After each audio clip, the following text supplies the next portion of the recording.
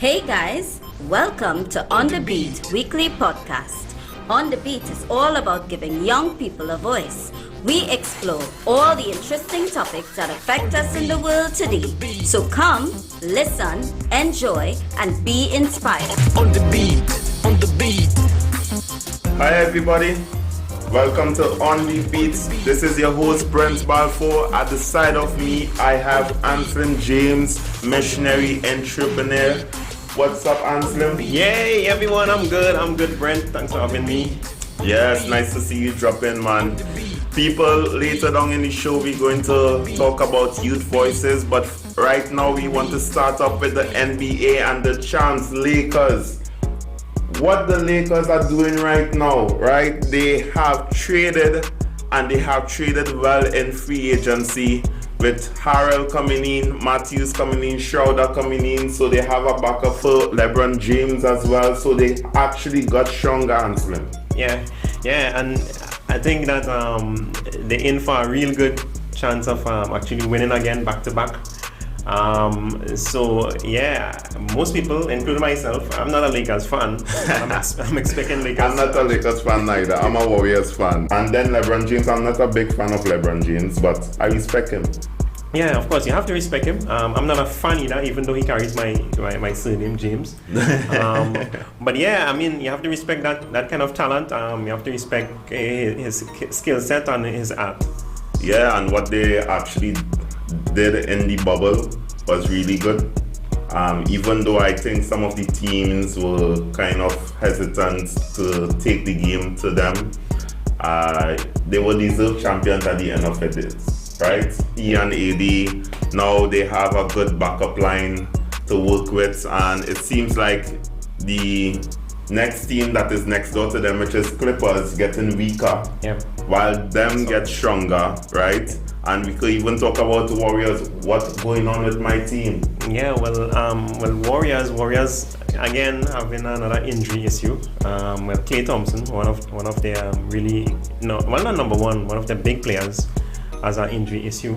Again, I believe it's a hamstring or something to that effect. So that definitely is gonna put a hampering on their chances of winning this year. Yeah, true. Although we brought in Kelly Oubre and Wiseman, and we may be trying to bring in a couple others, I feel Wiseman as a draft pick, he's really a good center, and he is tall, he is athletic, he reminds me of myself. Right? And tall and athletic and handsome, so I hope that there would be a connection between him and Steph to bring at least to reach the playoffs.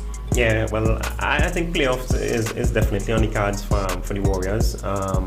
So yeah, I'm looking forward to the 2020-2021 season. What are you gonna say about the Nets? Kevin Durant coming back?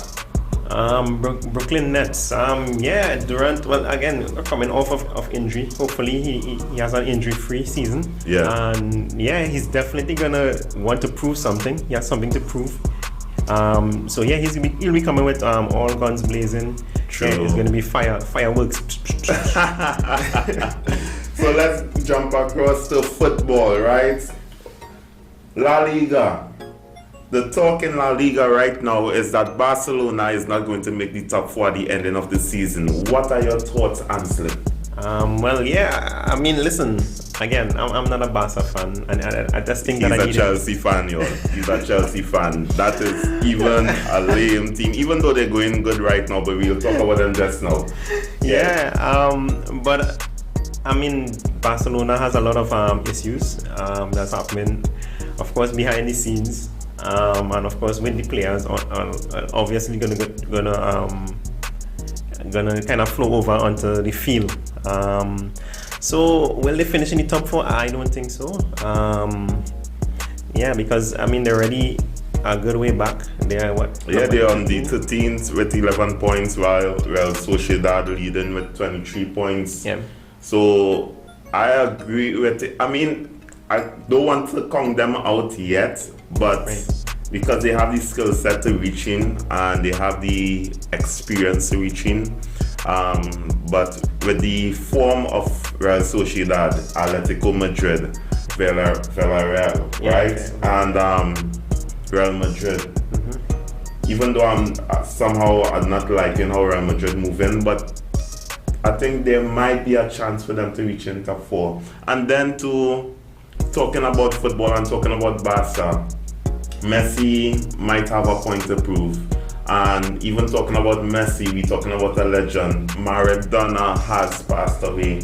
And the legend of football has passed away. And come on, we have to give him some respect. Besides the hand of God, he was a legend with the ball at his feet. Yeah, I mean, when I saw the news when I got to your place, actually I saw it on my social feed, media feed, and I was like, wow, Diego Maradona passed away. Yeah, he is definitely one of the greatest footballers of our time, of all time. Actually, you could put that in there, of all time. He's one of the greatest, and yeah, you have to give him his maximum respect. Yeah, Maradona, respect to you, and hopefully all comfort and condolences goes out to your family. Premier League, the talk is Man City is not going to reach top four. Yeah, also they're saying Man United is not going to meet the top four as well. Yeah, Man United is here up and down, and especially with the type of teams that it have right now, Tottenham, Liverpool, Chelsea, Leicester, those are the top four teams right now. So how is how is the Manchester teams going to get into there? Well, I mean, if we judge from the last couple seasons, we saw that Man United didn't start well, especially last season. And at the end of the season, they were number 4. I mean, so judging from that, and they still have the same coach, they brought in a few new players.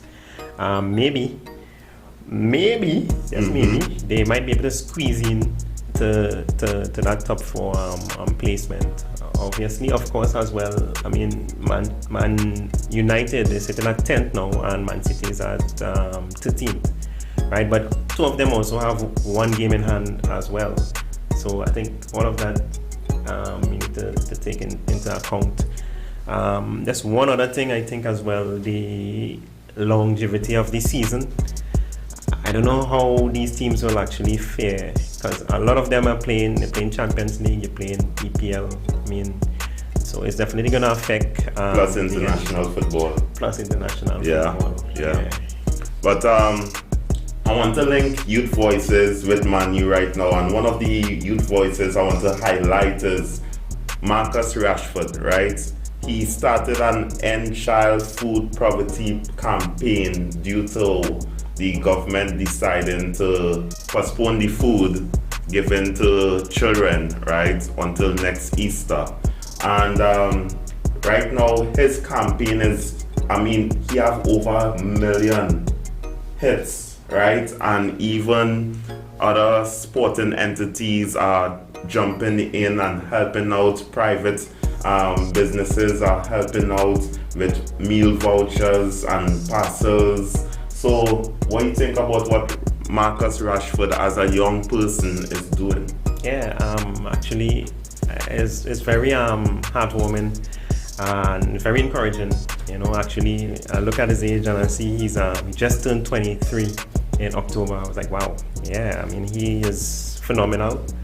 You know, very, very selfless. It's something that that we could all learn from.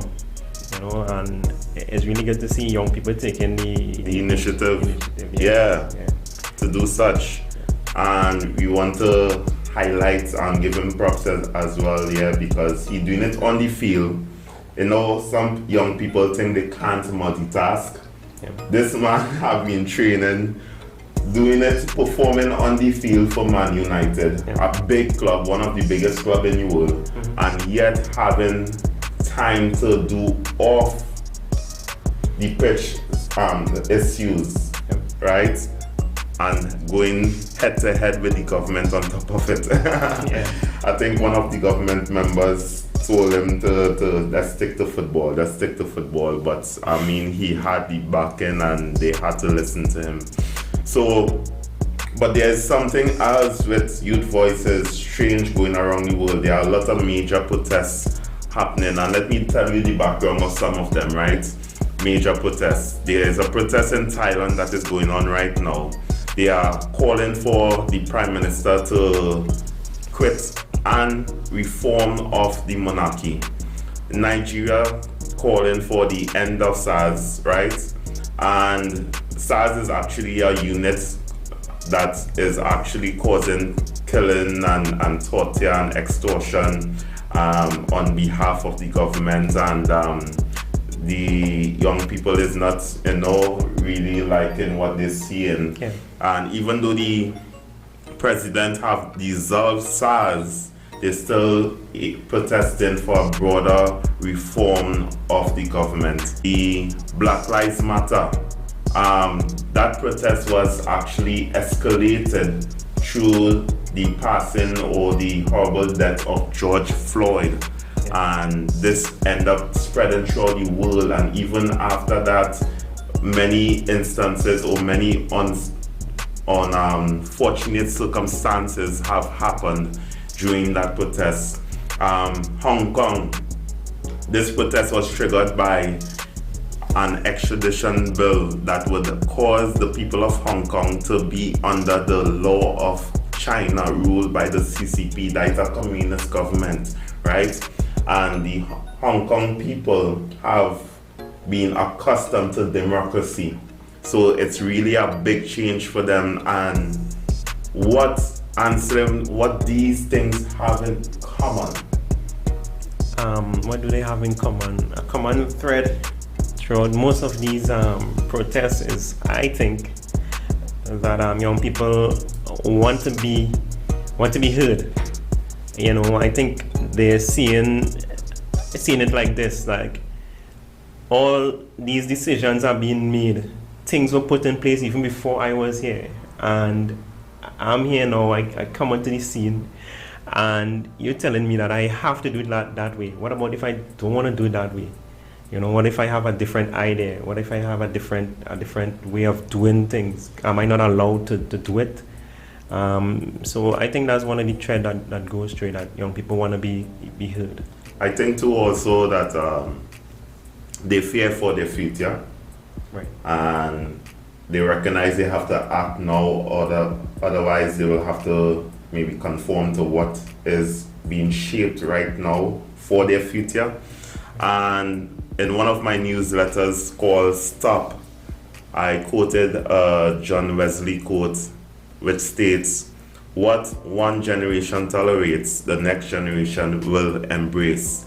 So right now, the young people, the brave ones, and I applaud them for voicing their opinions. I applaud them for going out and protest, right? It have ones who only looking to raid the stores and vandalize and so on. I ain't talking about those young people. I'm talking about the young people who standing in front of the cameras and want to share their opinions and raise their voice against the systems of the world. I'm talking about the young people who leaving the comfort of their homes and marching for days, right? And shouting to demand change.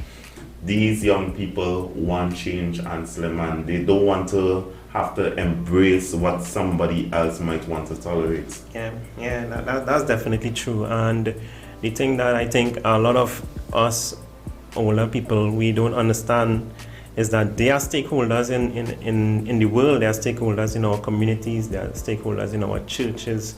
They are stakeholders, and we tend to want to just put rules to them: do it this way, do it that way.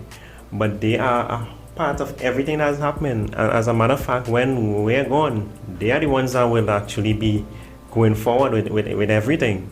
So that is why I believe that we need to hear them, and we need to give them that chance to say what they have to say. Yeah, in every given way that, according to what you now said, I take your point that we need to listen to young people. We shouldn't be hard fast and think we know it all, right? Even myself and you, we are still young-ish, right? Yeah. And we give respect to young people. This podcast is all about giving respect to young people and giving them that voice to share their opinions. Thank you for listening to On the Beat podcast. free to share, follow, and subscribe on YouTube, Spotify, Facebook, and Instagram. Stay blessed, everyone.